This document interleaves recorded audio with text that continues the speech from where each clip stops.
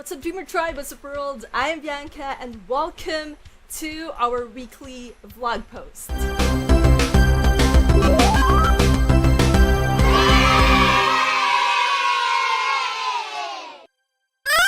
So it's been a while since I've made and posted a vlog, and that's because a lot of things simply have been happening in real life that kept me busy and kept me from posting one of these videos, despite the fact that I've been posting, you know, the usual video game walkthrough and guides, especially for Kododama, the 7 Mysteries of Fujisawa. I love that game so much, if it's not, you know, obvious enough, as well as Lapis Labyrinth, which is again another fantastic game from Nippon Ichi Software. But that's not what this video is about. We're not here to talk more about those two games. I'm actually here to talk about, you know, the entirety of the week and how busy it has been, especially with the E3, which has ended, and, you know, all of the games and all of the things that have been divulged and presented to everyone who finds interest in those sort of things, like yours truly. But before anything else, I would like to say a very, very hearty and full of love word of thanks to everyone who has subscribed thus far. We finally did it. We finally reached 750 subscribers before June ends. The fact that we actually got there, I think I hit 750 subscribers yesterday, so I'm pretty happy with that overall. And at the moment of this recording, I think we're at 751, which is fantastic. So again, thank you all so much for, you know, your love and support, and also sharing my links and stuff like that, and liking my videos. Those are so very much appreciated.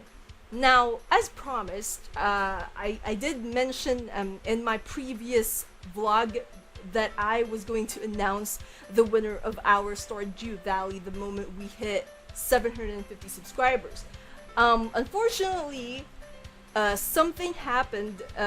We encountered a technical problem with the service that was supposed to pick the winner. So I know that there are some of you who've also joined in by retweeting this tweet that I've posted and pinned on my Twitter profile.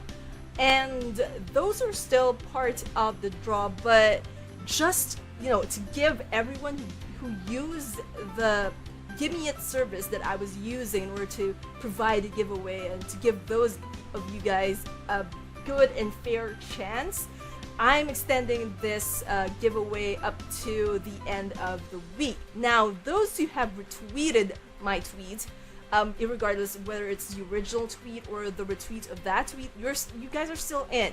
Now, just to make sure that you still want the digital Stardew Valley game that I'm giving away for the PlayStation 4, then just comment on the comment section below, and I'll pick the winner from there, and I'll make another video next week announcing who wins. Now, you can comment in the comment section below, or you can again retweet the tweet I have pinned on my profile.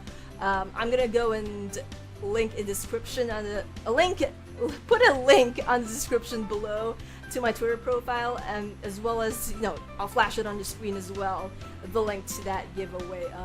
I won't be using Give Me It anymore, because I've been trying to like log in and trying to access the website, but it's a no-go. I couldn't log in, so I can't pick a winner from that. I'm really sorry about that, guys. I know it is a hassle, and it is not just for you but for me as well, so I apologize. So that giveaway is still ongoing. Now, because of how you know, how this giveaway ended up being so you know, like a convoluted process for everyone, I'm going to be giving away another game. Now, this one I've actually played on this channel, so if you guys are interested in what this game is about and how it plays, then you can check out this video I'm gonna be, you know, linking here to know more about this game. But basically, I'll be giving away a PlayStation 4 digital version of the game Giga Wrecker Alt from Game Freak, the makers of Pokemon. So yeah, if you guys want that, you want to win that, then just comment on the comment section below. I'm actually gonna give you guys a choice whether you want Stardew Valley or Giga Wrecker Alt. So just comment or tweet, reply to the tweet, the original tweet that I posted about the first giveaway, the Stardew giveaway. Just reply to that which one you would like. If you would like Stardew Valley or if you would like Giga Wrecker Alt, and I'll pick a winner, one for each of those two games, as thanks for you all for subscribing to my channel and supporting everything that it is that I do. So again, thank you so much for that. Now, our next goal is, of course, that coveted 1,000 subscribers, and I'm hoping to get it maybe September. By the end of September, I'm searching it. If I get it on August, then that would be fantastic. I'm really hoping for that. I think that the actual boost I got from the subscribers, from people subscribing to my channel, is because of Kododama. So PCube Games, if you're watching this, thank you so much for providing me the review code and chance to create content for your fantastic first IP. I really appreciate it, and for everyone who's watched those walkthroughs, because I know how confusing it is to get the perfect ending or true ending and the good ending for those games. Then again, thank you so much for choosing my video for you guys to watch. Now let's talk, now that's over, let's talk about E3. Now I didn't manage to watch all of the presentation, to be honest. I think the only thing from Microsoft that I actually got to watch is Cyberpunk, and that's only because I'm a fan of Keanu Reeves, and I immediately clicked this trailer that has his, digitized face on it. So that's the only reason why I knew it, and I guess you can also blame that for the reason why I ended up purchasing my own Xbox One X, I think 2 days ago, the time of this recording. So I got that. I got the Forza bundle, the bundle that has Forza Horizon 4 and Forza Motorsport bundled in. It's the white Xbox, basically, the white Xbox One X. And also I finally got to play Halo, which I never got to play before, even though I owned an Xbox 360 before. Now, I'll be making content for Xbox and Microsoft from here on out, because I finally have an Xbox One X. But again, my library of games isn't that vast, because this is like I think I have 10 games for Xbox 360, and most of those are no longer playable in this Xbox One X, despite the backward compatibility thing, because apparently not all games are compatible with the Xbox One X, especially the Kinect games, which is really most of the titles that I own are Kinect games. So I only have like Alan Wake. I already made content for that, so I'm not going to repeat that, as well as Blue Dragon. That's it. The majority of games I own are Vita, Switch, PlayStation 3, 4, PlayStation 2, basically. So I'm still gonna go and try to like amass a bigger library for Xbox One. We'll see. If you guys have any like requests or suggestions on awesome games to play on the Xbox One X, then I'm open to that as well. Just comment on the comment section below. Let me know. Share your suggestions with me. So yeah, that's the extent that I actually know about Microsoft's E3 presentation. What I did watch, however, was the Square Enix one and the Nintendo E3 Direct. Now let's talk about even though it's been like a couple of days after the fact, let's talk about the Square Enix one. I watched that presentation for one thing, and one thing alone, because I already know that they were going to show off Final Fantasy VII, the remake. So I was already like, they already sold me. I was already gonna buy that when it comes out, regardless of the fact that Final Fantasy 15 disappointed me, and that this supposed remake is going to be episodic, which, why? Basically, that's the question. Why make it episodic? But yeah, I was gonna watch it because I watched the Square Enix presentation because of the Marvel Avengers game, because during that presentation, that was the first time we actually got more than this teaser trailer about the game. And I know now that there are quite a number of people who weren't happy with how, you know, the Avengers looked in the trailer, and I got nothing to say to those people, because I think it's Crystal Dynamics who are making the game. They already said that what the heroes look like, what Tony, what Steve, Natasha, Bruce, what everyone looked like, what Thor looked like, is based from their own interpretation of the comic book characters and not the movieverse interpretation, which I guess is what people wanted. They wanted, you know, Robert Downey Jr.'s digitalized face on Tony Stark's character, which we didn't get, and that's fine, because again, this is how the developers and the graphic designers envisioned this character. So let's just respect that, because everyone has their own interpretation. The comic books have their own interpretation, the movies have their own interpretation, and it's only fair that the video game industry would get to have their own interpretation of these iconic characters. But yeah, they didn't really show us any gameplay footage though. What they did show us were cinematic trailers, or a cinematic trailer basically, and one cutscene of in the game. So how the game plays, it's still a mystery.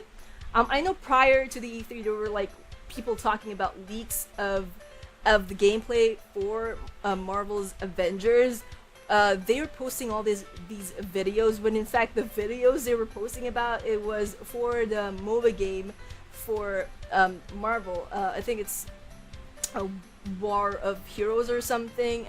No, the Mobile Legends version of Avengers. That's what they were posting about, which really isn't what Marvel's Avengers game that was, you know, presented on E3 on during Square Enix's presentation. Now, as I was watching that presentation, however, I was surprised to know that they are finally giving us a chance to play Final Fantasy VIII again. And I know for a fact that a lot of other big-named YouTubers, they were discounting the fact that, or stating the fact that we will never be able to play these games in the newer consoles. But Square Enix surprised all of us by announcing during their presentation that yes, in fact, we will be able to do so, and we will be able to play it sooner than we actually think. Now, they also have this presentation for, again, Final Fantasy VII, but surprise, surprise, they finally showed us actual gameplay footage and showed us what Tifa looks like in this remake, and that just made the hype train even more, you know, hyped. And I can't wait to play this game when it comes out. So overall, Square Enix, they managed to, you know, give a better performance than the one they did last year. Although, having said that, the bar for that is actually pretty low. So it's kind of weird if they couldn't even reach that. Now, another thing during E3 was Nintendo's Direct, E3 Direct, which is something that Microsoft actually plugged about. They advertised this, so that got everybody hyping and actually making theories about what could the reason be behind Microsoft actually giving 2 cents about what Nintendo is going to present. And now we know it's because of Banjo-Kazooie, who's a character that's gonna be part of the Fighter Pass for one of the biggest games this year for the Nintendo Switch, which is of course Smash Bros. Ultimate. they actually announced another fighter that will be joining in, and those are the heroes from Dragon Quest, and the Dragon Quest heroes, they'll be coming out sooner than Banjo, and the reason for that is because Nintendo Switch is going to get a definitive version of Dragon Quest, the most recent Dragon Quest game. I can't remember which one that is, but I actually have that game in my PlayStation 4 library. So yeah, they coincide the release of that game with the Fighter Pass DLC fighter that was first announced during the Direct. We also got to see another animated cutscene that expounded on the sort of synopsis of what Fire Emblem Three Houses is about, which only made me want to have an anime of that game on Netflix or something, because I think it's high time that we actually get a Fire Emblem anime. But yeah, they also showed finally gameplay footage of Animal Crossing for Nintendo Switch, but unfortunately that game, it won't be released until next year. I think it's March next year. Can't really remember when, but they'll be releasing that next year. They pushed the release date back because I think they wanted to make the game gameplay better to ensure that there's no bugs. So that's fine. Also because Nintendo cares about their devs. They don't want everyone to, do crunch time and stuff like that. So mad respect for Nintendo for caring about their developers. They also showed us more of Astral Chain. They also showed us another gameplay footage of Link's Awakening. They also showed us what is this again? This not Tales of Mana, the collection of Mana, which is out now. They also announced that Witcher 3 is coming for for Nintendo Switch, which is quite a surprise, and not just the base game, but the complete Witcher 3 experience, including all of the DLCs. So really, if you haven't played Witcher 3 yet, and you own a Nintendo Switch, that's why you couldn't play it, then you shouldn't pass this one up, because it's one of the best action RPG games out in the market. So yeah, a lot of things happened during E3 that I think made everyone that much more excited about the games that are coming out next year, and some that are coming out as well this year. I can't remember if they showed Pokemon during E3. I think Pokemon got presented way earlier, before E3 even started, and we saw like the corgi Pokemon that they have, which the internet loved basically. So yeah, I'm blaming the E3 for the reason why I ended up getting an Xbox One X, by the way, if I haven't stated that or stressed that enough. So yeah, there you guys have it. I think that's about all that happened this previous week. Now, I'm still going to be publishing videos for Kododama, because I still have the word list. I keep saying word list guide for that game for those who are having a hard time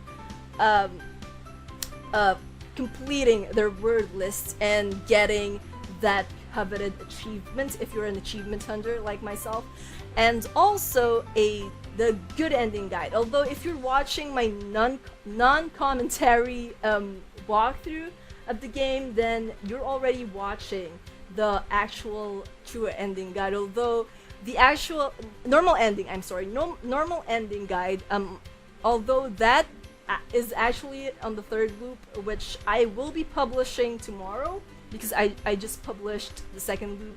So there's that. I'm also planning to do World's End Syndrome, which is another game Cube has on their library, which is, I think it's developed by Arc System Works, and it's a fantastic visual novel, or so I've heard, and it also has mystery and multiple endings, and I find myself quite enjoying visual novels recently, so there's that. Also a review for, what's this? Cadence of Hyrule?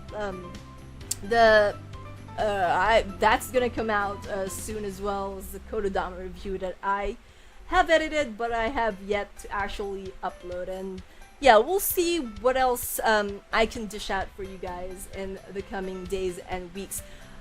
But yeah, that's all the time we have for today. Thank you all for watching it, and again, thank you all for supporting my channel and for subscribing, liking my videos. You guys are awesome, and I'll see you all in the next video. Until then, you guys know the drill. Dream on, fly on. Bye bye now. What's up, Dreamer Tribe? What's up, world? I am Bianca, and thank you so much for watching this video. If you enjoyed the content of this video, don't forget to hit that thumbs up button to let me know. And also, if you haven't subscribed yet and you want to be a part of the Dreamer Tribe, just hit on that subscribe button. We also have tons of different content here on my channel, so be sure to check those out. Until the next video, dream on, fly on.